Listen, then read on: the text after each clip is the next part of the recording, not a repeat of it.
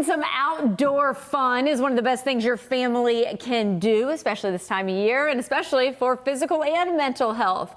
But when we move through spring and towards the summer months, yes, it is good to be mindful of some pests that can ruin a good time. Well, someone who is never going to ruin a good time. We always have a good time. It's Dr. Patrick Mularoni with Johns Hopkins All Children's Hospital. So you've got the answers. What do we need to look out for? Well, we're talking about, the dangers of being outside in your backyard. And the thing that always first comes to mind is the flying insects, right?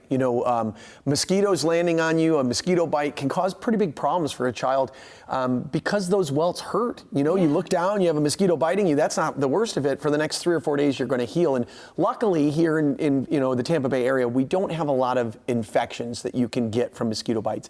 It is possible, but it's not common. As opposed to Africa or in the Caribbean. I mean, mosquitoes carry a ton of infections down there. So most of what you're doing is trying to get the bugs off of you.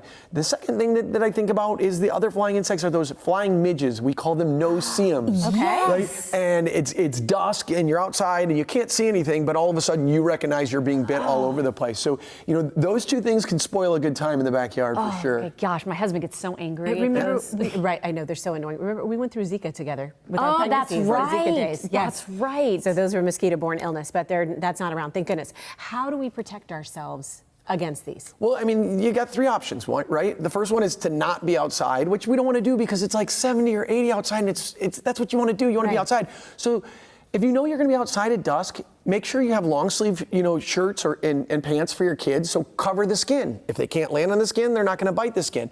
Then if you don't want to do that and you're in the tank tops and all that stuff, you've got to use insect repellent. And insect repellent with DEET or picaridin, we've been using it for a very long time. It's totally safe as long as the child's over 2 months of age. We don't want to use it on little babies. And when my kids were really young, I kept them inside. But if we were going to be outside for a long time, we would put netting over the top of the pack and play so the bugs couldn't get in there.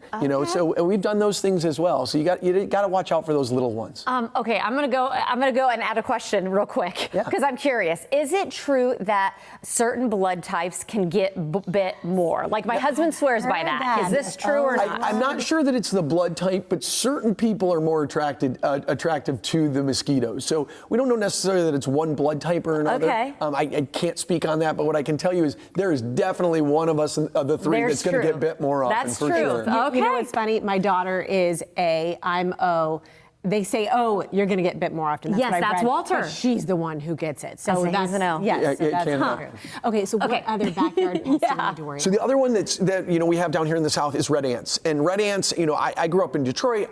I didn't know anything about red ants. The first time I saw a kid who was bit terribly by red ants, I thought something completely different was going on. So these red ants are, they make these piles that they live in, and then they get on you. So you're in an area where maybe you're at a baseball park or a park, and the red ants climb up you. And when one of them gets freaked out and bites you, it sends out a pheromone, and they all bite you at the same time. That's terrible. So you get this fast attack. And when we see kids that have been bit by a lot of red ants, that can cause systemic reactions. They can really swell up bad. So when you're letting your kids out playing in a park or other places, you have to look for those red ant mounds. You have to make sure that they're not crawling on your kids. Oh, okay. 1, 2, I know that you think of poison ivy. I'm terrible at spotting it. Is it common? Do we have a lot of it out here? We really do. Here in Florida, we still have it, and it's year round. It's just that in the summer, kids are more outside and they're getting bored, so they're exploring. And, they always say the leaves of 3, leave them be. And what happens is, the poison ivy plant has an oil on it. It's got this thing called I don't know, I won't even try and say the name of it, but anyway, there's oil. And if that oil gets on your body and you scratch it, it gets under your nails, you scratch someplace else, you spread it. So poison ivy, if it's localized, not a big deal, oatmeal bath, calamine lotion, that kind of thing.